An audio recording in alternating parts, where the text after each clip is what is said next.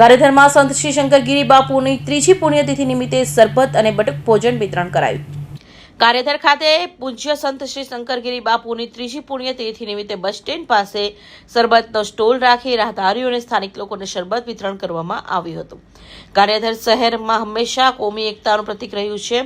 આ પ્રસંગે હિન્દુ મુસ્લિમના સમાજ લોકો સાથે એક સાથે મળી સેવા કાર્યમાં જોડાયા હતા.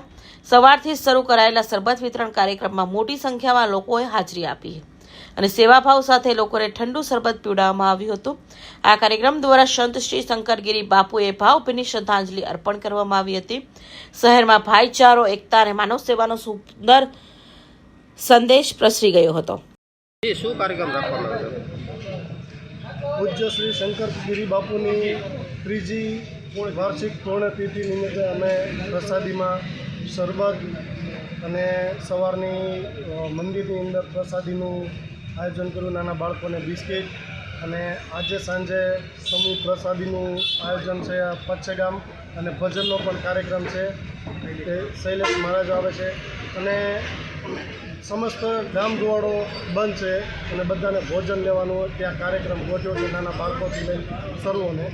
અને અમે દર વર્ષે આ પુણ્યતિથિ શંકરગીરી પૂજ્ય શંકરગીરી બાપુની પુણ્યતિથિ ઉજવીએ છીએ. શું આયોજન કરવામાં આવ્યું હતું? આજે ગારિયાધાર અને મારું નામ છે ચૌહાણ શબીરભાઈ સુલતાનભાઈ. દાતાર ચા નામની હોટલ ચલાવું છું. બાપુએ મને દાતાર ચા નામની હોટલ કરાવી દીધી છે. આજે શંકરગીરી બાપુની ત્રીજી પુણ્યતિથિ નિમિત્તે અમે અહીંયા ગારિયાધાર સૌકોએ ગારિયાધાર જે જગ્યાએ બાપુ બેઠા હતા એ જગ્યાએ શરબતનું આયોજન કરેલ છે.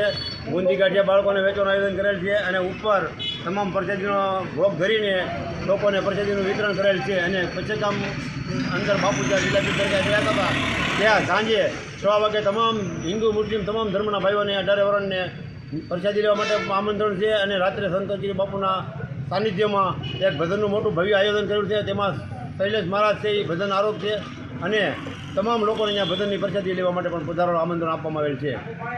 ફિરોજ મલેક, ગારિયાધાર.